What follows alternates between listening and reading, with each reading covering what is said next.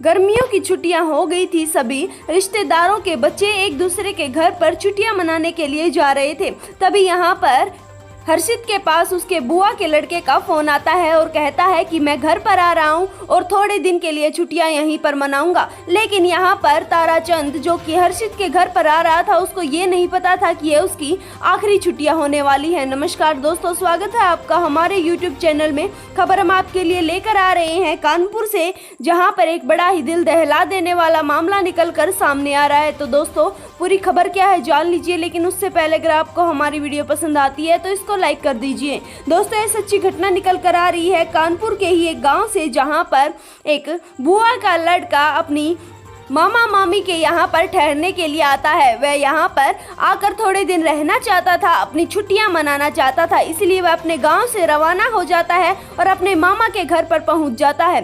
मामा के घर पर पहुँचने के बाद उसको मिलती है उसकी बहन यानी मामा की लड़की और उसका भाई हर्षित और मामा मामी।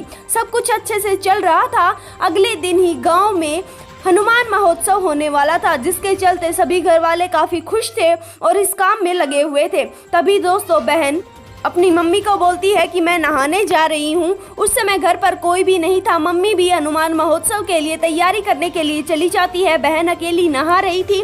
साइड में ही एक छोटी सी जगह थी जहाँ से दिख रहा था। दोस्तों, वहाँ पर मामा के लड़के ने सोच लिया था कि आज वह कुछ न कुछ घटिया हरकत करने वाला है। उसने ऐसा ही किया। उसने उस छोटी सी जगह पर अपनी ही बहन की वीडियो बना ली। अपनी मामा की बेटी की वीडियो बनाने के बाद वह उस वीडियो को बार बार देखता है और अब उसने सोच लिया था कि वह परिवार को इसके लिए ब्लैकमेल करने वाला है।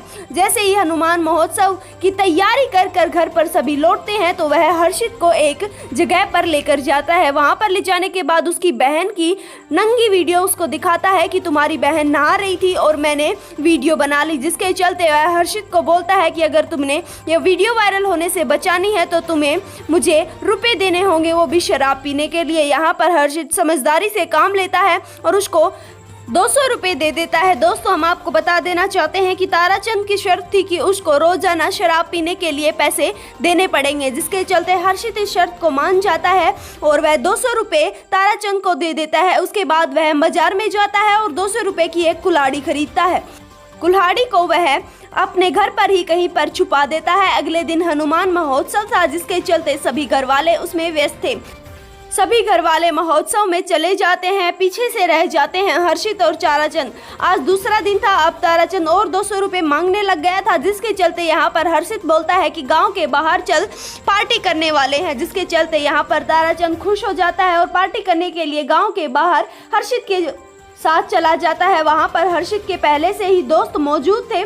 सभी दोस्त मिलकर पहले ताराचंद के हाथ और पैर पकड़ते हैं। उसके बाद हर्षित उसका गला दबा देता है। गला दबाने के बाद वह अपनी कुल्हाड़ी लेता है जो उसने 200 रुपये में खरीदी थी। तभी वह उस कुल्हाड़ी को लेकर उसके पहले हाथ काटता है, उसके बाद उसके पैर काट देता है। दोस्तों, मोबाइल से वह वीडियो डिलीट करता है। उसके बाद उसको एक बोरे में डालकर जंगल में फेंक देता है। दोस्तों, यह सब कुछ करने के बाद हर्षित अपने घर पर आ जाता है और किसी को इसके बारे में भनक भी नहीं लगने देता। जब घर वाले पूछते हैं कि ताराचंद कहाँ पर गया तो हर्षित बताता है कि शायद अपने घर पर चला गया होगा, मैंने सुबह से उसको नहीं देखा है।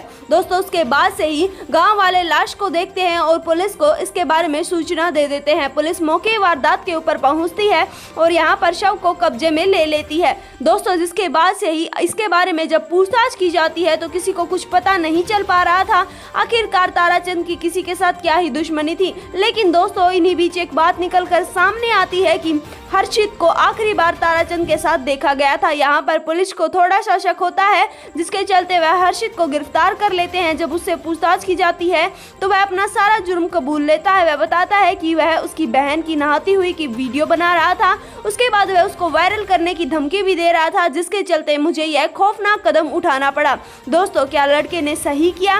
क्या उसने अपने बुआ के लड़के को इस तरह से मार देना चाहिए था? आप हमें कमेंट करके जरूर बताइए। साथ साथ अगर आपको यह वीडियो पसंद आती है तो इसको लाइक कर दीजिए, हमारे चैनल को सब्सक्राइब कर लीजिए ऐसी ही अपडेट्स रोजाना पाने के लिए।